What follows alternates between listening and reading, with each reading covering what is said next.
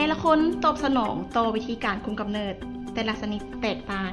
เหตุผลที่เป็นแนวนั้นย้อนว่าร่างกายของเราเองดังนั้นผู้ให้บริการด้านสุขภาพของทานจะเป็นคนสรรหาวิธีการคุมกำเนิดที่เหมาะสมที่สุดแก่ร่างกายของทานให้เองผลข้างเคียงที่อาจจะเกิดขึ้นหลังจากฝังยาคุมกำเนิดมีคืออาจเฮ็ดให้การเป็นประจำเดือนมีการเปลี่ยนแปลงเช่นเลือดออกกระปิดกระปอยหรือเลือดประจำเดือนอาจจะบ่มาเลยพร้อมเดียวกันนั้นอาจเฮ็ดให้อาการอยากอาหารเพิ่มขึ้น